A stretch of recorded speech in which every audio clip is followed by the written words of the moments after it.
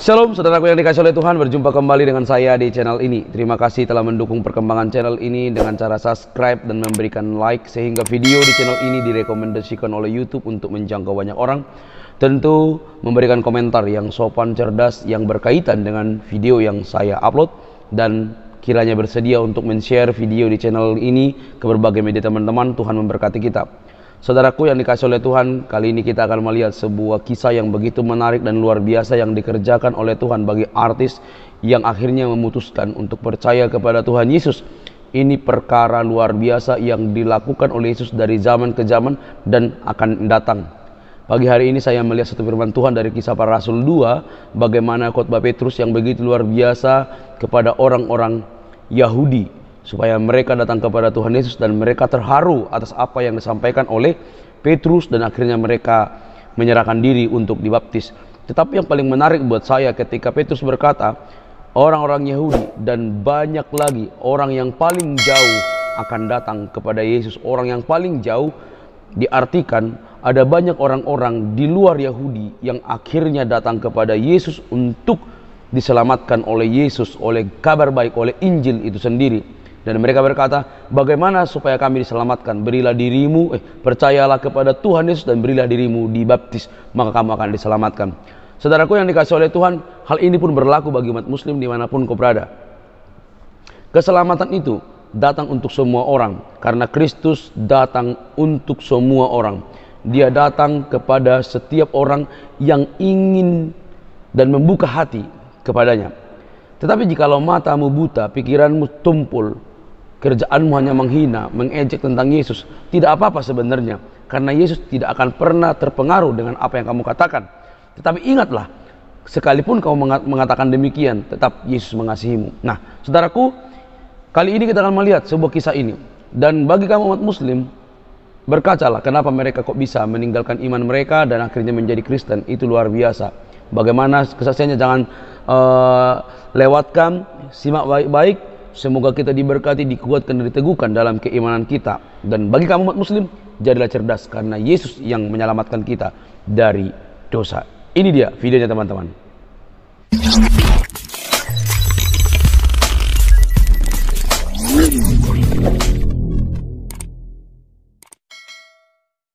Saya mungkin ingin menyaksikan bagaimana Tuhan menjamah saya. Saya tadinya saya Muslim, ya, ayah saya berasal dari Manado, tapi begitu menikah sama ibu saya pindah, sehingga kita 6 orang kakak beradik semua dilahirkan Muslim.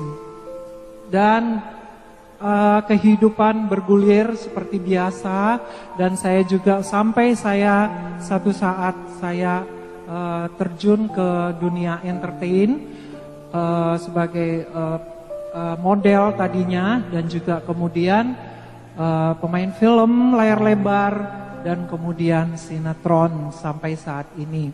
Tapi saudara, saya mau menyaksikan Tuhan itu baik. Karena apa?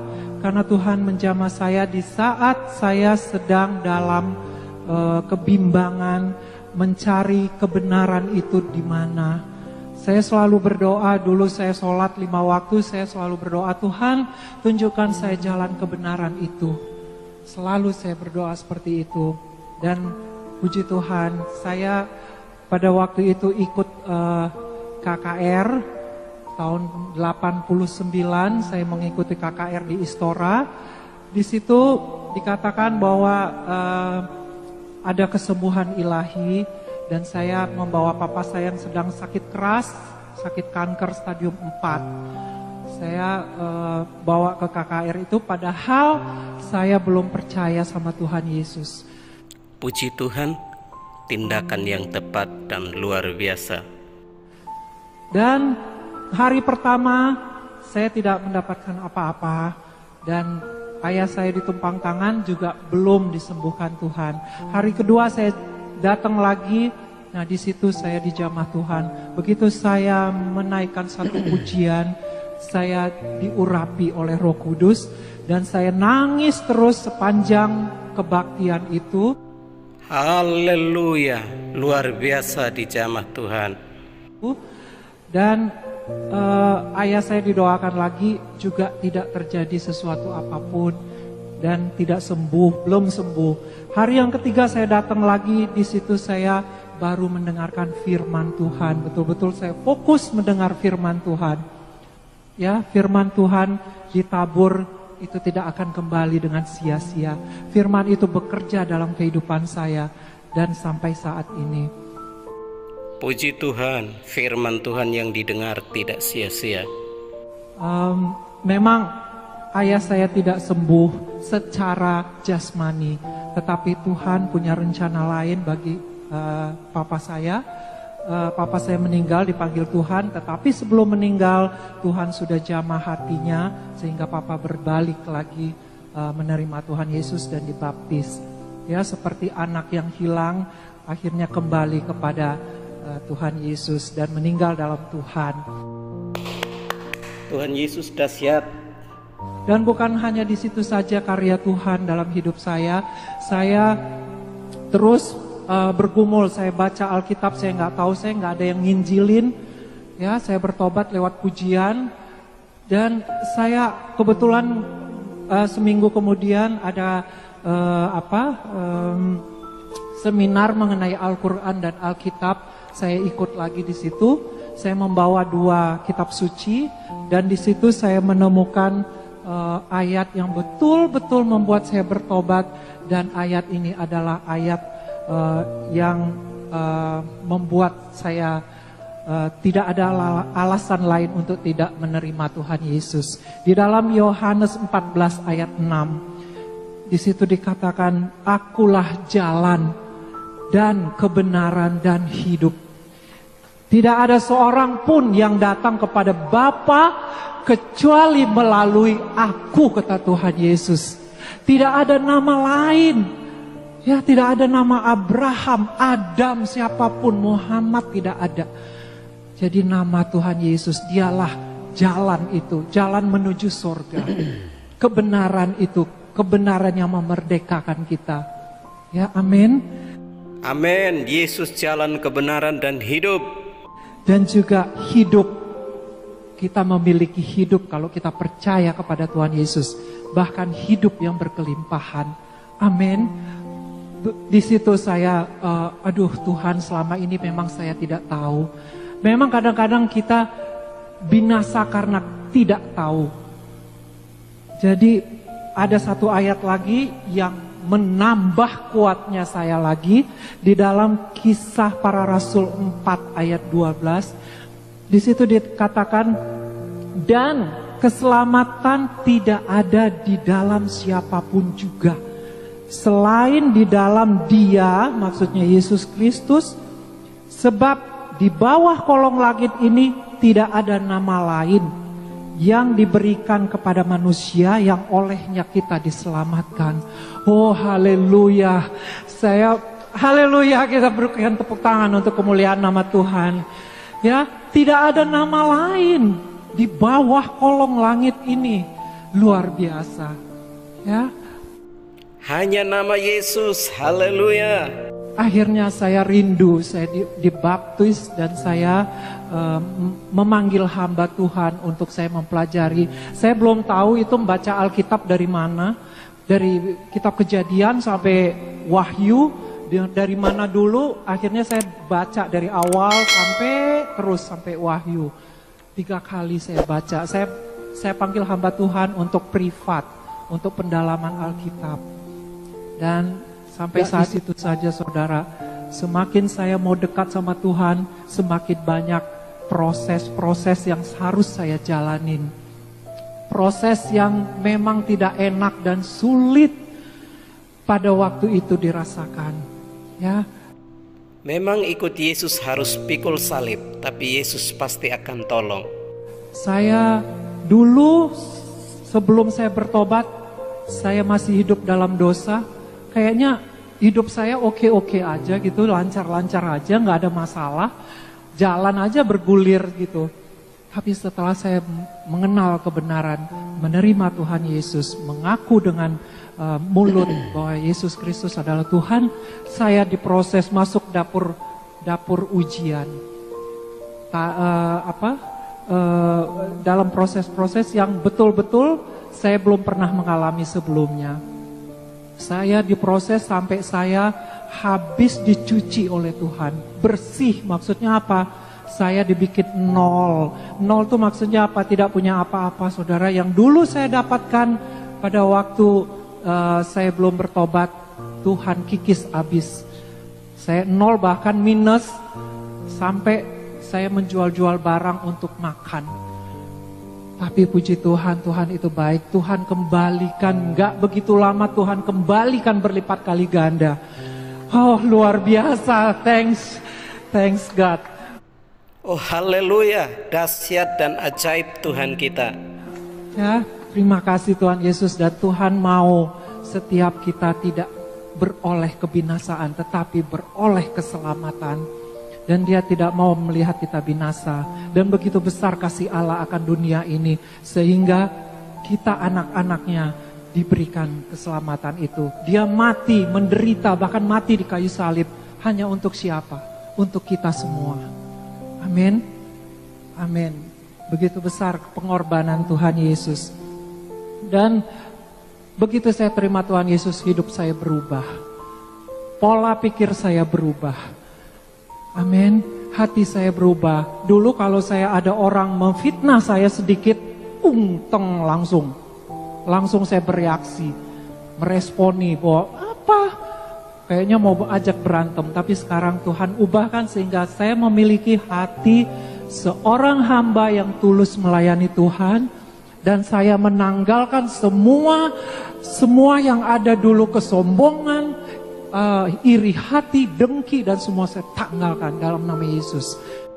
Orang yang hidup di dalam Yesus pasti berubah. Dan saya sekarang mempunyai hati yang baru, hidup yang baru, yang lama sudah berlalu, yang sesungguhnya yang baru sudah datang. Amin. Luar biasa kasih Tuhan. Semua ini karena anugerah Tuhan. Kita dipanggil oleh Tuhan Yesus bukan karena kita hebat, tetapi Tuhan pilih kita untuk satu tugas yang mulia, untuk melayani Dia. Amin. Amin, haleluya. Jadi saya tidak mampu.